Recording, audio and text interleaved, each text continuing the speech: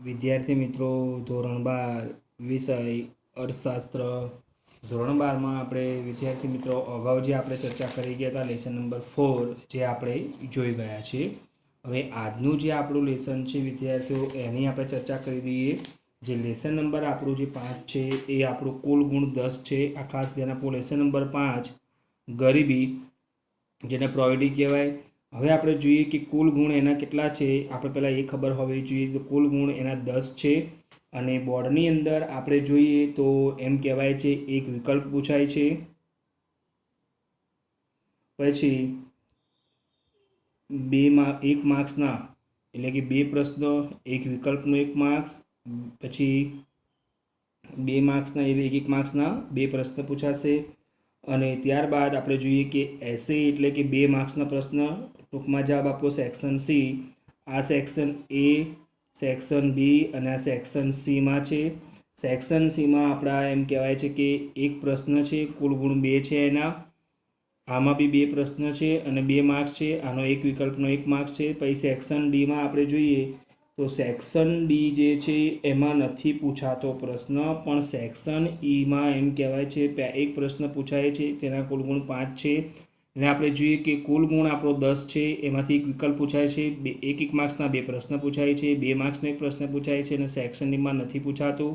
અને સેક્શન ઈમાં 5 માર્ક્સનો 1 પ્રશ્ન પૂછાય છે. એટલે ખાસ તમારે ધ્યાન આપવું.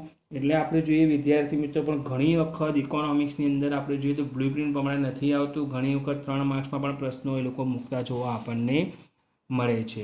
એટલે ગરીબી આપણે જોઈએ તો કે ગરીબી એક એમ કહેવાય છે, ગરીબી પહેલાં તો કોને કહેવાય કે જે વ્યક્તિની એમ કહેવાય છે જે કોઈ પણ વ્યક્તિ છે એ વ્યક્તિની ન્યૂનતમ જરૂરિયાતો, જે પ્રાથમિક જરૂરિયાતો અથવા પાયાની જરૂરિયાતો સંતોષી શકતો ન હોય, ધારો કે રોટી, કપડાં ઓર મકાન જેને આપણે કહીએ છીએ એ જરૂરિયાતો સંતોષી શકતો ન હોય એવી વ્યક્તિઓને આપણે ગરીબ કહેવામાં આવે છે.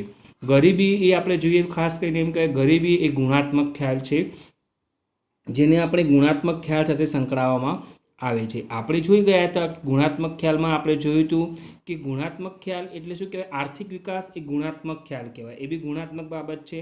અને પરિમાણાત્મક 2 બાબતો આપણે જોઈ હતી. પણ ગરીબી ગુણાત્મક બાબત એટલે કહેવાય કારણ કે જ્યારે વ્યક્તિ પાસે જ પૈસા જ ન હોય અને વ્યક્તિને એમ કહેવાય છે રોજગારી જ પ્રાપ્ત ન થતી હોય, તો રોજગારી પ્રાપ્ત ન થવાથી એની પાસે એમ કહેવાય છે કે આપણે જોઈએ કે નાણું ન આવે, અને નાણું ન આવવાથી એમ કહેવાય કે વ્યક્તિ ગરીબીમાં સપડાતો જોવા આપણને મળે છે. એટલે આપણે ખાસ કરીને જોઈએ કે જ્યારે કોઈ પણ વ્યક્તિની પ્રવર્તમાન એટલે હાલમાં આપણે જોઈએ કે હાલની જરૂરિયાત પ્રમાણે વ્યક્તિ પોતાની પ્રાથમિક જરૂરિયાતો અને પાયાની જે મૂળભૂત જરૂરિયાતો એમ કહેવાય છે કે જે પ્રાથમિક અને પાયાની જે મૂળભૂત જરૂરિયાતો બંનેનો અર્થ એક જ થાય.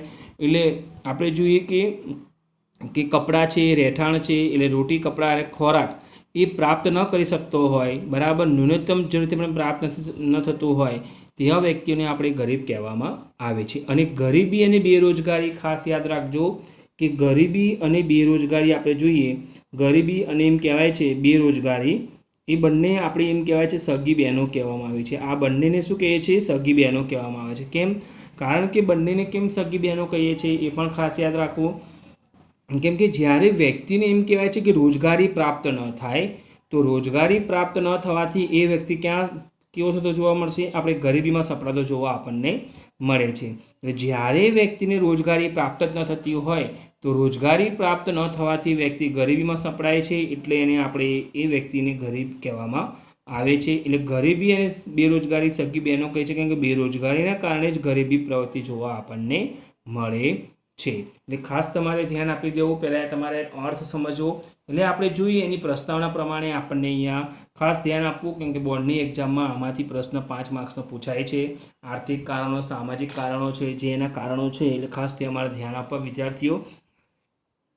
એટલે જે આપણી પહેલી એક્ઝામમાં આ લેસન આવવાનું છે આપણું, એટલે ખાસ તમારે ધ્યાન આપવાનું છે. જે તમારું 100 માર્ક્સનું પેપર છે એટલે આપણે ખાસ કરીને જોઈએ કે પહેલાં પ્રસ્તાવનાની ચર્ચા કરી દીધી. ગરીબી અર્થતંત્રમાં પ્રવર્તી એવી પરિસ્થિતિ છે જેમાં સમાજનો એક વર્ગ પોતાની પાયાની લઘુત્તમ જરૂરિયાતો, જો લઘુત્તમ પાયાની એટલે કે જીવન જરૂરિયાતો જેને કહેવાય છે, જીવનની જરૂરિયાતો પણ સંતોષી શકતો નથી.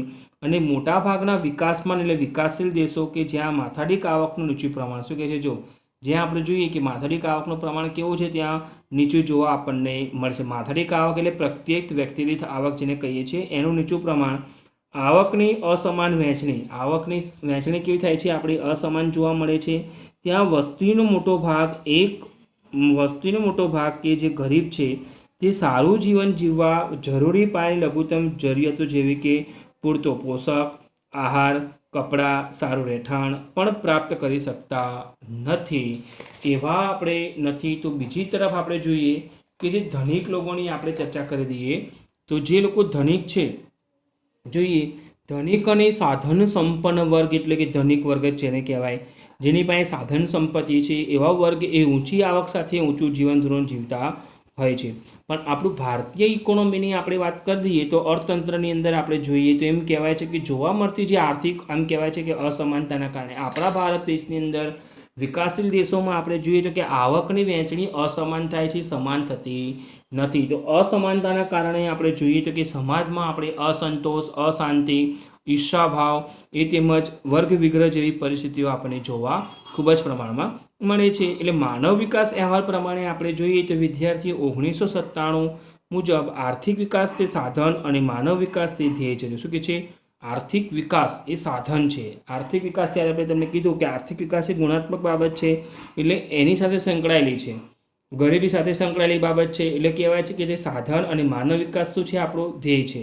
જો માનવ હ્યુમન ડેવલપમેન્ટ જો આગળ વધે તો એમ કહેવાય છે કે એનો ધ્યેય એ ધ્યેય તરફ પહોંચતો જોવા આપણને મળે છે. એટલે આથી આર્થિક વિકાસ સાથે ગરીબીમાં પણ ઝડપથી ઘટાડો થાય તે અપેક્ષિત છે. પણ જ્યાં સુધી સમાજમાંથી જ આપણે જોઈએ કે આવકની અસમાનતા અને ગરીબીમાં ઘટાડો ન થાય ત્યાં સુધી આર્થિક વિકાસ સાચા અર્થમાં વિકાસ કહી શકાય નહીં.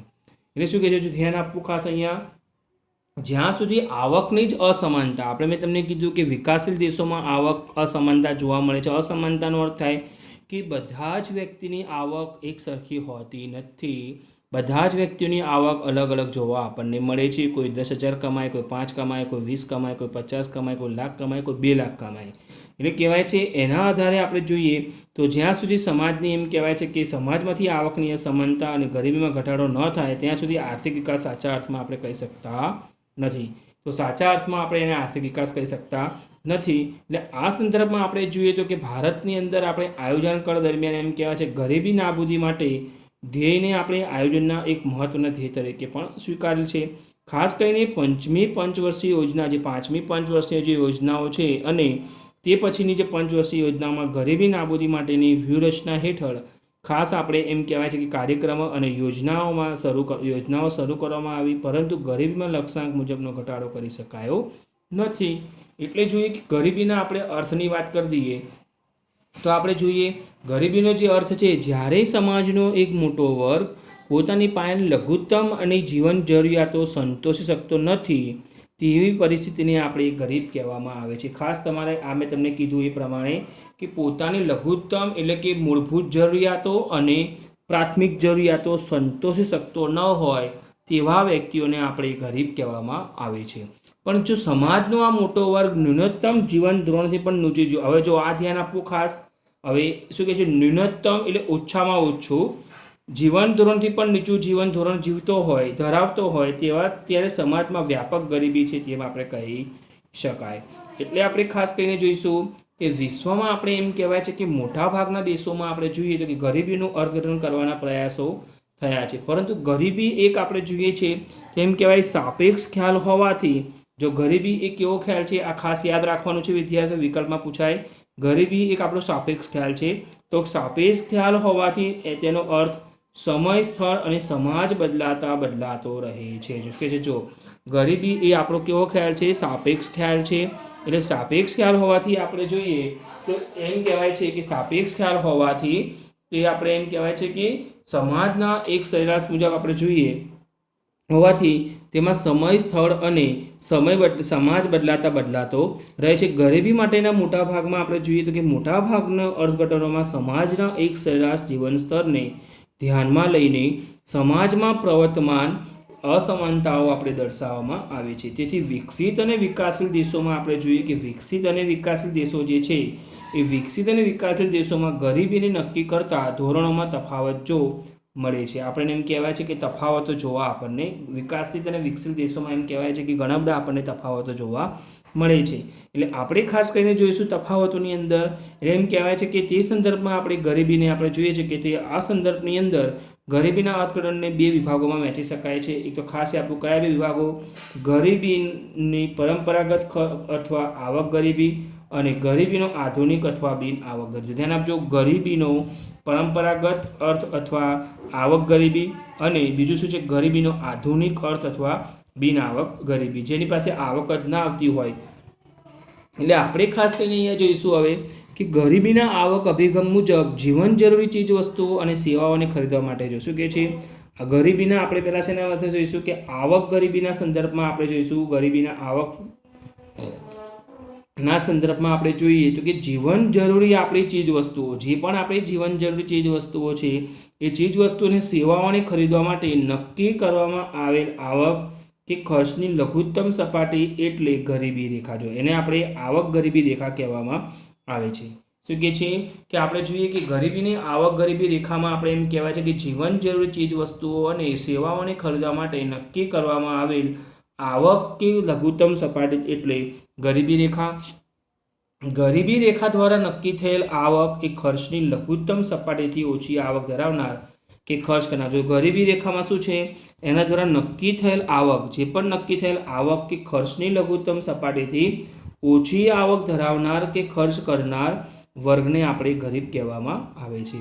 આમ આપણે જોઈએ તો આ અર્થઘટન એમ કહેવાય છે કે અનુસાર ગરીબી એક અભાવની સ્થિતિ છે, પણ ભારતમાં આપણે જોઈએ કે ગરીબી રેખા માટે જરૂરી ચોક્કસ ન્યૂનતમ એટલે ઓછામાં ઓછી કેલેરી એટલે ઓછામાં ઓછો જે ખોરાક પ્રાપ્ત કરે એટલે કેલેરી પ્રાપ્ત કરવા જરૂરી ખોરાક પાછળ થતા લઘુત્તમ વપરાશી ખર્ચને આપણે ધ્યાનમાં લેવામાં આવે છે। એટલે જોઈએ, પરંતુ આ પદ્ધતિથી નક્કી થતી ગરીબી રેખાની મર્યાદા એ છે કે તે ફક્ત અપૂરતા ખોરાકની કે ભૂખમરાની, જો શું કહે છે આ પદ્ધતિથી નક્કી થતી એમ કે ગરીબી રેખાની મર્યાદા એમ છે કે ફક્ત અપૂરતા ખોરાકની કે ભૂખમરાની સ્થિતિને દર્શાવે છે। જે ભૂખમરા એટલે આપણે જોઈએ છીએ જેને ખાવાનું નથી મળતું 2 ટંકનું, એ પરિસ્થિતિને દર્શાવવામાં આવે છે। ગરીબી ફક્ત આપણે જોઈએ કેમ કહેવાય છે ભૂખમરાની સ્થિતિ નથી, પણ લઘુત્તમ સરેરાશ જીવન ધોરણના ખ્યાલમાં ખોરાક ઉપરાંત અન્ય બાબતો પણ જરૂરી છે। એમાં કપડાં છે, રહેઠાણ, શિક્ષણ, આરોગ્ય, સ્વચ્છતા, પીવાનું સ્વચ્છ પાણી એ વગેરે પાયાની સગવડોનો પણ આ બધી પાયાની મૂળભૂત જરૂરિયાતો છે એની પણ સગવડ પણ એમાં ગરીબીમાં થતો જોવા આપણને મળે છે। અને તેથી આપણે કહી શકીએ છીએ કે ગરીબીના આધુનિક અભિગમ તરીકે બિન આવક ગરીબીનો ખ્યાલ એ વધુ મહત્વનો। જો બિન આવક, જેની પાસે બિલકુલ આવક જ નથી, એ ખ્યાલ આપણે વધુ મહત્વનો બનતો જોવા આપણને મળે છે। એટલે ખાસ કરીને આપણે જોઈશું અહીંયા કે આધુનિક અર્થશાસ્ત્રીઓ જે આપણા છે એ આધુનિક અર્થશાસ્ત્રીનું માનવું એમ છે કે આવક ગરીબી તે ગરીબીનું એક મહત્વનું પાસું તો છે જ, પણ એમ કહેવાય છે કે માનવ જીવન જે કંઈ છે એ માનવ જીવનની અંદર એમ કહેવાય છે નાનામાં નાનો જે હિસ્સાનો જ ખ્યાલ આપે છે। જો નાનો હિસ્સાનો ખ્યાલ આપે છે, પણ કાર્ય કરવાની તથા પસંદગી માટેની જે સ્વતંત્ર ધનિકો પાસે ઉપલબ્ધ હોય છે તે ગરીબોને ક્યારે હોતી જ। ધનિક લોકો પાસે શું હોય, કાર્ય કરવા માટેની એમ કહેવાય છે સ્વતંત્ર હોય છે, ઉપલબ્ધ હોય સ્વતંત્ર, પણ જ્યારે ગરીબી પાસે બિચારો કોઈ પણ સ્વતંત્ર હોતી નથી, કેમ કે એને જે કાર્ય મળે, જે પ્રકારનું કામ મળે એ પ્રકારનું તે કામ કરતો જોવા આપણને મળશે। કારણ કે કેમ કે બિચારો ગરીબ છે, એને જે પણ મજૂરી કરવા મળશે, કોઈ માલ ઉચકવો, મજૂરી કરવી, કોઈ કારખાનામાં નોકરી કરવી કે ચાની કિટલીમાં કામ કરવું કે વાસણો ધોવા, એટલે ગરીબીના કારણે એ વ્યક્તિ ગમે તે પ્રકારનું કામ કરી શકશે। પણ ધનિક વ્યક્તિ શું કરશે, કાર્ય કરવાની એના માટે સ્વતંત્ર છે, કેમ કે ધનિક છે, એને જે કાર્ય કરવું હશે એને મનગમતું જ કાર્ય કરશે। કેમ કે ધનિક લોકોને એમ કહેવાય છે મનગમતું કાર્ય કરવામાં, પણ ગરીબીને એમ કહેવાય છે કે ક્યારે પણ એ ધનિકો પાસે ઉપલબ્ધ હોય પણ ગરીબી પાસે ક્યારે પણ એ કાર્ય કરવાની સ્વતંત્રતા ઉપલબ્ધ હોતી નથી। એટલે આ સંદર્ભમાં આપણે જોઈએ તો એમ કહેવાય છે કે ગરીબીનો ખ્યાલ આપણે જોવાય છે કે પૂરો ખ્યાલ મેળવવા ફક્ત આવકના સંદર્ભમાં જ વંચિતતાનો વિચાર ન કરતા તે સિવાયના માનવ જીવન વિકાસ માટે જરૂરી બાબતો જેવી કે આપણું જ્ઞાન, લાંબુ અને સ્વસ્થ જીવન, સારું જીવન ધોરણ, વ્યક્તિ સ્વાતંત્ર્ય, તકોની ઉપલબ્ધતા અને પસંદગીઓ તથા સ્વાભિમાન સાથે ગૌરવપૂર્ણ જીવનનો પણ વિચાર થવો જોઈએ। અને સંયુક્ત રાષ્ટ્ર વિકાસ કાર્યક્રમ, ખાસ ધ્યાન આપવું, આપણે તો આ ઘણી વખત નામ સાંભળીને આવ્યા છે, UNDP યુનાઇટેડ નેશનલ ડેવલપમેન્ટ પ્રોગ્રામના માનવ વિકાસ અહેવાલમાં જોઈએ તો માનવ વિકાસ અહેવાલમાં આપણે એમ કહેવાય છે કે માનવ વિકાસ જે આપણો અહેવાલ છે એમાં HDI માનવ વિકાસ આંક આપણો HDI એટલે આપણે જોઈએ કે હ્યુમન ડેવલપમેન્ટ ઇન્ડેક્સ અને ગરીબી આંક આ પૂછાશે. ધ્યાન આપજો, હ્યુમન પોવર્ટી ઇન્ડેક્સ જેને આપણે ગરીબી આંક HPI નું ફૂલ ફોર્મ, HDI નું ફૂલ ફોર્મ યા HPI નું પૂછાય છે ઘણી વખત બોર્ડની અંદર 1 માર્ક્સમાં. HPI નું પૂરું નામ શું છે તો હ્યુમન પોવર્ટી ઇન્ડેક્સ, ગરીબી માનવ ગરીબી આંક જેને આપણે કહીએ છીએ ની ગણતરીમાં મુખ્ય 3 બાબતો જરૂરી છે. આપણે ધોરણ આપણે ચેપ્ટર 2 માં આપણે કરીને આવ્યા 3 બાબતો કઈ? એક તો જ્ઞાન, એનું આરોગ્ય એટલે સ્વાસ્થ્ય અને સારું જીવન ધોરણનો સમાવેશ કરવામાં આવ્યો છે. તો જોઈએ જેમાં જ્ઞાન માટે આપણે એમ કહેવાય છે કે જે જ્ઞાન છે એ જ્ઞાન માટે સાક્ષરતા દર અને નોંધણીનો દર એટલે કે કહીએ છીએ કે એ આરોગ્ય માટે જન્મ સમયે અપેક્ષિત આયુષ્ય અને સારા જીવન ધોરણ માટે માથાદીઠ કુલ ઉત્પાદનનો સમાવેશ કરવામાં આપણને આવે છે. એટલે જોઈએ ગરીબીનું આપણે જે સ્વરૂપ છે એની ચર્ચા કરી દઈએ. તો ગરીબીના ખ્યાલને આપણે એમ કહેવાય છે વધુ સારી રીતે સમજવા માટે આપણને એમ કહેવાય છે કે ગરીબીને તેના સ્વરૂપને આધારે 2 વિભાગોમાં એને વિભાજિત કરવામાં આવે છે. એક તો નિરપેક્ષ ગરીબી અને સાપેક્ષ ગરીબી. હવે ખાસ તમારે અહીંયા ધ્યાન આપવાનું છે વિદ્યાર્થી મિત્રો કે નિરપેક્ષ ગરીબી કોને કહેવાય અને સાપેક્ષ ગરીબી કોને કહેવાય. એટલે આપણે ખાસ કરીને જોઈશું કે નિરપેક્ષ ગરીબી અને સાપેક્ષ ગરીબીની આપણે ચર્ચા કરીશું. તો સાપેક્ષ ગરીબી તો આપણને ખબર જ છે. દાખલા તરીકે તમને મારા તરફથી એક ઉદાહરણ આપું કે ગ્રુપ A, ગ્રુપ B અને ગ્રુપ C.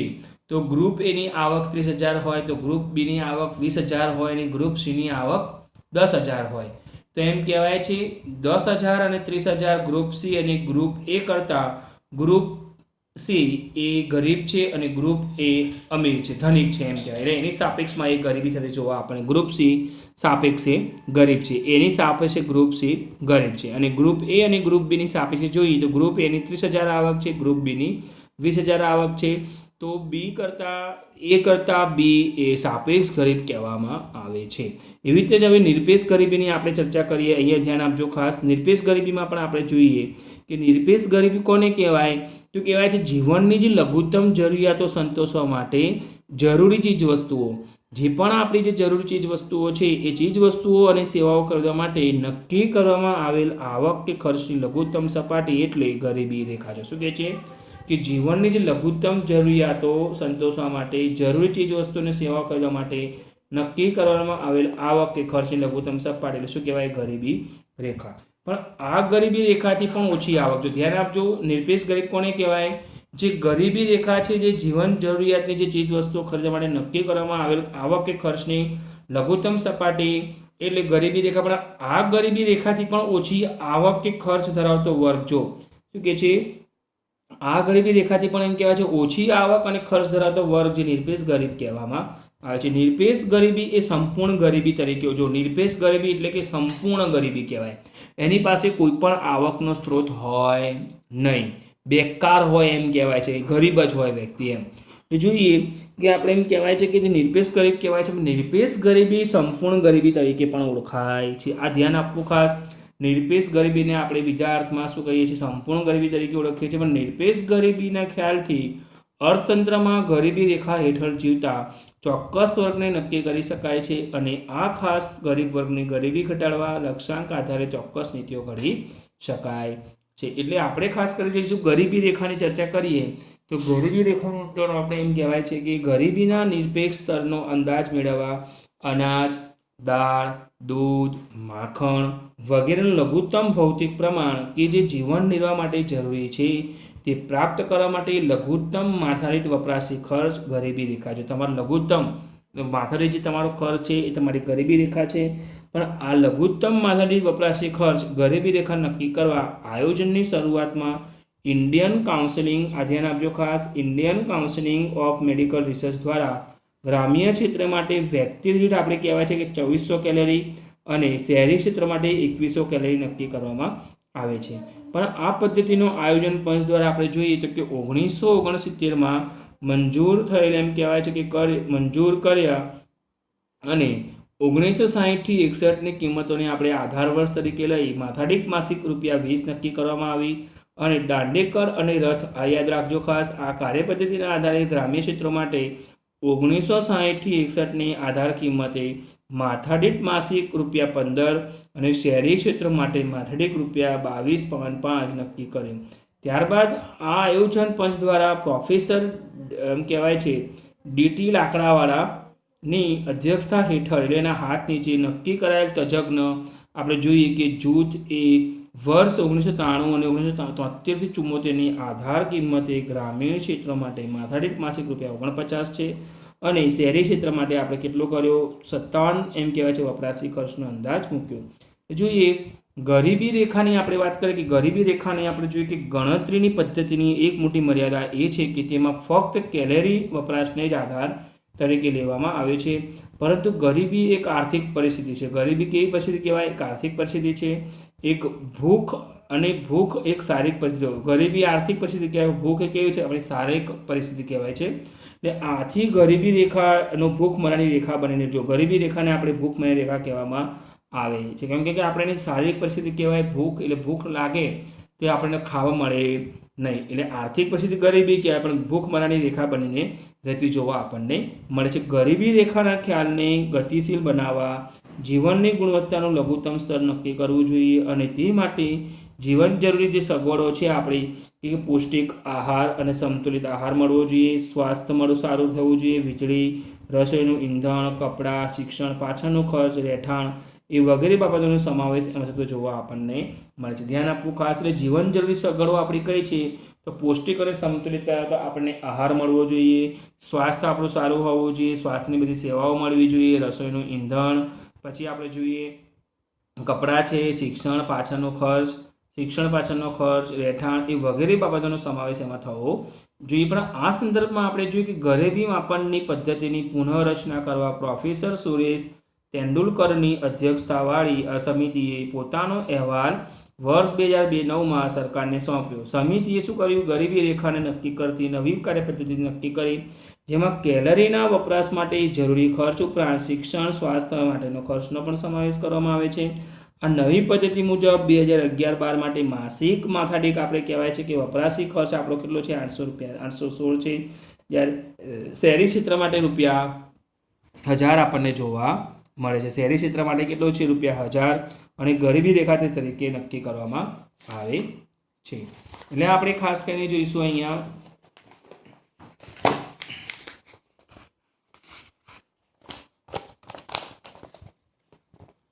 કહેવાય છે આંતરરાષ્ટ્રીય આપણે જોઈએ કે સ્તરે કે નિરપેક્ષ ગરીબી નક્કી કરવા એ ગરીબી રેખા સામાન્ય રીતે કોઈ એક વર્ષ દરમિયાન સરેરાશ પુખ્ત વયના વ્યક્તિ દ્વારા વપરાશમાં લેવાતા બધા જ જરૂરી સંસાધનો માટેના ખર્ચ દ્વારા નક્કી કરવામાં આવે છે. એ જોઈએ આંતરરાષ્ટ્રીય સ્તરે ગરીબી રેખાનું નિર્ધારણ વિશ્વ બેંકના આપણે કહેવાય છે કે દ્વારા વર્ષ 2005 સમખરીદ શક્તિ પાવર ઓફ પેરિટી પરચેસિંગ જેને કહીએ છીએ આપણે ના આધારે દરેક દૈનિક $1.25 નક્કી કરી, જે વર્ષ 1990 માટે $1 હતી અને વર્ષ 2015માં પાવર ઓફ પરચેસિંગ પેરિટી જેને દૈનિક $1.90 નક્કી કરવામાં આવી. અને આંતરરાષ્ટ્રીય ગરીબી રેખાની મદદથી જુદા જુદા દેશોમાં એક જ માપદંડ વડે નિરપેક્ષ ગરીબીની તુલના કરી શકાય છે. વિદ્યાર્થી મિત્રો, હવે આપણે નેક્સ્ટ લેક્ચરમાં નિરપેક્ષ ગરીબીનું પ્રમાણ તમને હું સમજાવીશ. એ અગાઉના લેક્ચરમાં ચર્ચા કરવાની છે. આજના નોટબુકમાં તમારે લેસન નંબર 5ના હું જે પ્રશ્ન કહું એ તમારે ખાસ લખવાના છે. યાદ રાખજો વિદ્યાર્થી મિત્રો, મોસ્ટ ટાઈમલી પ્રશ્ન છે. ગરીબી એ કેવો ખ્યાલ ધરાવે છે? ગરીબી એ કેવો ખ્યાલ ધરાવે છે અને ગરીબીનો અર્થ આપો અને ગરીબીના અર્થને વિસ્તારથી સમજાવો અને ગરીબીના સ્વરૂપને કેટલા ભાગમાં વહેંચવામાં આવે છે, કેટલા વિભાગમાં વિભાજિત કરવામાં આવે છે, કયા અને નિરપેક્ષ ગરીબી એટલે શું? નિરપેક્ષ ગરીબી રેખાને વિસ્તારથી સમજાવો.